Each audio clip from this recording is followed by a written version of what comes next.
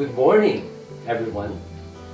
This is part 2 of the Obedience series, entitled The Anatomy of Disobedience, Judas.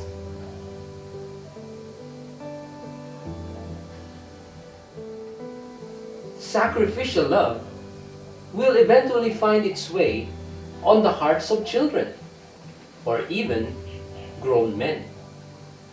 But how come it did not work with a BBB, or shall I say, a Bible bad boy?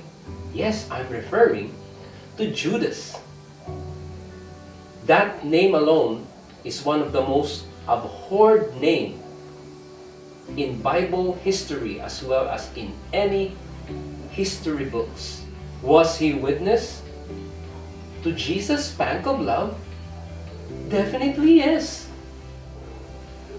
Judas was numbered among the 12 disciples of Jesus until his betrayal and subsequent suicide. What parent now would name his child Judas? Would you call your child, "Hey, Judas Jr."? I mean, if the spank of love worked with the 11 disciples, how come it did not work with him? It's not that God's method did not work. It's that He cannot force us to love Him back in a good relationship. As in God's government of love, you have a choice. You get to choose. What are the consequences if we get to choose otherwise? I mean, if we disobey. There are 5 texts from the Bible which tell of how a nation disobeyed and it turned the tables completely for them. Yes, I'm referring to the Israelites. Here are the 5 texts from the book of Jeremiah. The first is in Jeremiah 2 verse 30. It says here that they received not correction. The second text is found in Jeremiah 5 verse 3. It says there again that they refused to receive correction and that their faces is harder than a rock. The third text is found in Jeremiah 7:28. And it says there that they obeyed not God's voice. Again, they received not correction. And it says there that truth is perished. The fourth text is found in Jeremiah 17 verse 23. And it even says there that they obeyed not, they inclined not their ears, as well as they are stiff-necked. And the fifth text is found in Jeremiah 32 verse 33. It says there that they have their backs toward God. They're not going back to God, but their backs are toward God. Do you know that there could have been 2 Judases? Yes, I'm referring to Peter. As parents, what can we do to our wayward children? Or as a best friend, what can you do to someone who betrays you? What did Jesus do for them?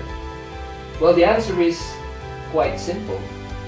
Jesus prayed for them. Well, of course, He prayed, He said, for Peter. But of course, that includes Judas as well. But He addressed this prayer to Peter. So what did Jesus do? It is seen in Luke 22:31 and 32. 31 being God's plan for Peter, And 32, verse 32, being the devil's plan for Peter. And let me read verse 31 first. Jesus' plan for Peter. It says, "But I have prayed for you, that your faith fail not. And when thou art converted, strengthen thy brothers." Verse 32 is the devil's plan for the disobedient. It says, "Satan has desired to have you and sift you as wheat." How is this? Maybe it would need another episode for us to discuss this. Again, a contrast on the devil's plan and the plan of Jesus Christ for people. It is found in John 10, verse 10. First, let us look into what is the devil's plan. Because in John 10, verse 10, it says that the thief cometh but for to steal, kill, and destroy. Judas thought that he has everything. He has the money, he had control, and he had it all planned. And that in the end, he has to do it his way. But the truth is, the end is utter destruction. A bitter life, extreme depression, resulting to suicide.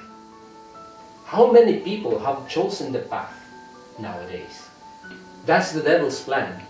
If you choose to take the path of disobedience, actually, he first steals from you. He steals your time for spending it supposed to be for God.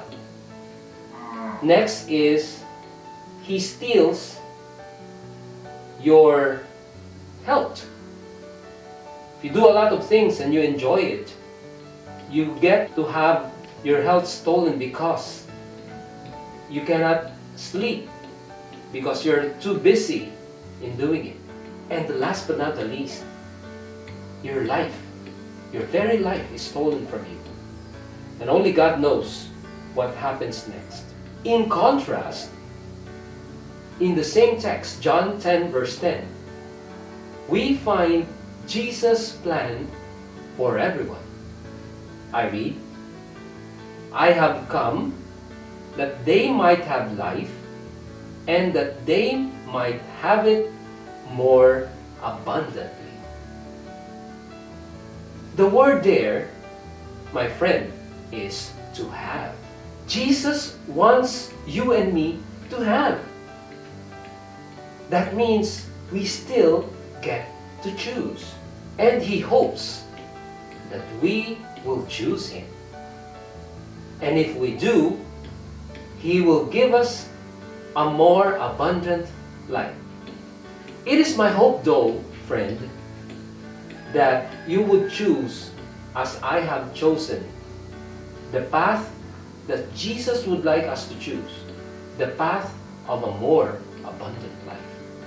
He knows because He is the source of real life, eternal life. And as parents, or teachers, or leaders, we must not fail to pray for the Peters or Judases in our lives, that they would also choose Jesus Christ. May we learn to pray for them as Jesus did, and let us learn to trust and obey.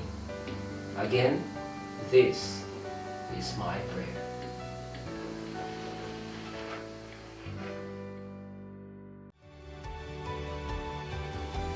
Friends, thank you for watching Obedience Series Part 2, Anatomy of Disobedience, Judas. If you haven't watched Part 1, Raising Happily Obedient People, please click this link. Thank you and God bless you. as you journey life and as you watch and continually support this channel upon this rock